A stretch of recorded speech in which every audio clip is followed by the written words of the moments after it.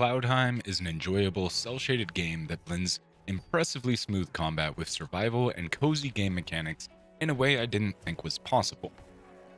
Hello everyone, and thanks for checking out our review of Cloudheim. Before we get started, I would like to say thank you to the developer Noodle Cat and their PR team for supplying us with a copy of their game. When Cloudheim first came across my desk, the art style immediately grabbed my attention. I've always loved cel shading, from movies like A Scanner Darkly to the reboot of Prince of Persia in '08 that was an amazing cel-shaded masterpiece, and even the latest entries in the Zelda franchise. Cel shading has always made a game stand out, and Cloudheim follows in those footsteps beautifully. The depth of color and detail in the world looks great, and because it's not trying to be hyper-realistic like a lot of games these days, that means it will always look great. The gameplay of Cloudheim is unique and stands out among other survival RPGs.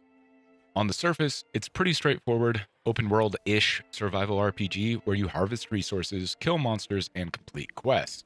There's also a bit of narrative here, but it's not front and center and doesn't seem to be the focal point of the game in its current state, but we'll touch on that later. The world is made up of multiple large islands that you use world stars to unlock as you play through the game. Each island has its own ecosystem, quests, resources, and unique instance dungeons, as well as exploration regions. These regions have a certain amount of chests in them for players to find. Opening all the chests will complete the region, but there's some issues with it. One, there aren't any hard boundary lines either in-game or on the map, so the only way you know you've left a region is a bit of text that shows up and says the name of the new one. Two, some of the chest placements are so hidden and obscure, it often feels like more trouble than it's worth to find them all. And last of all, there are some chests in the regions that just don't count towards the chests you're looking for, which makes it slightly more frustrating when you're looking for that last chest and find one that isn't it. It's important to note also that Cloudheim is still in early access, so everything is subject to change as with any game still in development.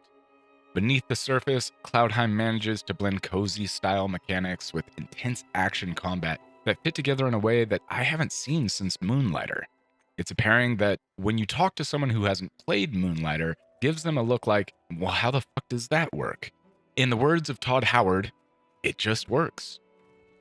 After harvesting resources, mostly ore in my case, you return to Odin Shell, a giant flying turtle that operates as your home base. Here you can use those resources to craft new weapons and other items, such as food and potions that you can sell to NPCs.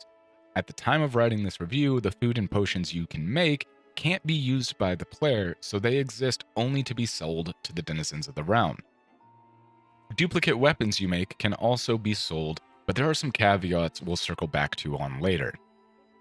After reaching certain monetary thresholds from selling items, you can level up your shop and purchase new statues, crafting stations, and decorations. The statues act as a way to buff your character. These buffs include things like equipping more accessories, dealing more damage, gaining more hearts, increasing weapon level, and so on. And that's basically the gameplay loop as it currently sits. Kill mobs, get materials, make stuff to sell, use that gold to upgrade your statues, rinse and repeat. I realize that sounds kind of boring, but Cloudheim's combat is the real shining star of the game. First off, I cannot stress enough how enjoyable the combat is in this game. My hats off to Noodle Cat on their impressive animation quality, snappy and reactive controls, and the fact that the game plays amazing both on mouse and keyboard and controller. One of my favorite attacks is a baseball swing you can do when you play as a breaker. You get that satisfying crack sound of a baseball bat hitting a ball, and then you just yeet the enemy into low orbit. It's stupid fun that makes me giggle like a schoolgirl every time I do it. No game is complete without a dodge mechanic, and Cloudheim's dodge is tight and responsive. You can interrupt pretty much any animation or action you're doing, which is great for getting out of the way of incoming attacks or circling on an enemy to flank them.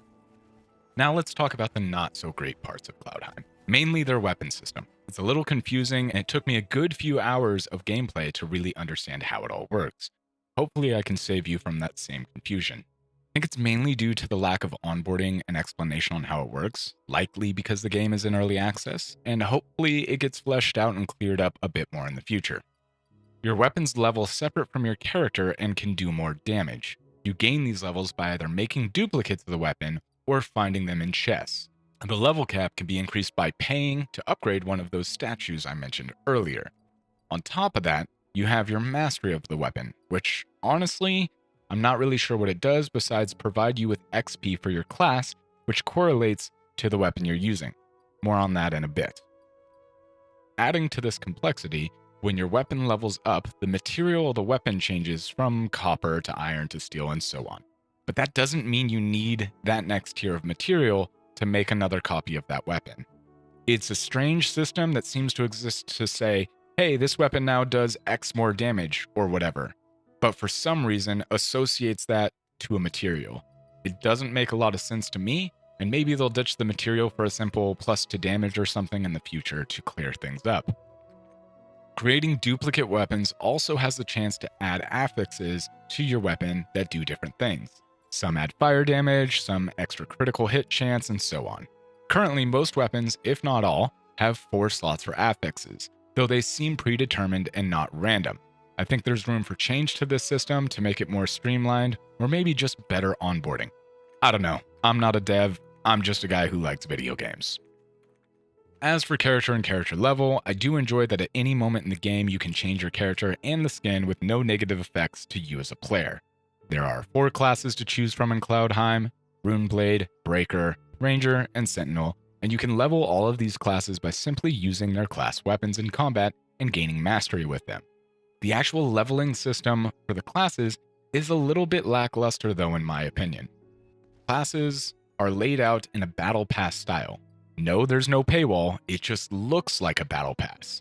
You level from 1 to 100 in each class, and each level provides a static boost to your stats, with some levels unlocking new characters and character skins. It's kinda bland and doesn't affect your character as much as upgrading certain statues, so it didn't really make me feel like I was getting any stronger just for having a higher level. The story, or lore of Cloudheim, is steeped in Norse mythology. You play as a Runari, a warrior after the fall of the gods and after Ragnarok. I think there's some lore about reclaiming the world or something, but like I said, right now it seems pretty light. However, just like cell shading, if you mention Ragnarok in your game, you're gonna grab my attention. Overall, Cloudheim is an enjoyable game that plays great single player or co-op with your friends. Recently, they also updated the game so that progress on your character carries from one world to the next, so you never have to worry about starting over to play with a friend. If you're looking for some absolute top-tier combat with some fun, cozy mechanics, you could do a lot worse than Cloudheim. For $29.99, it's a great game to add to your Steam library if you're looking for something new to play. Thanks again to developer Noodle Cat, great name, and their PR team for a copy of Cloudheim. For more content, make sure you subscribe and check out our bi-monthly podcast, and we'll see you in the next one, Coindroppers.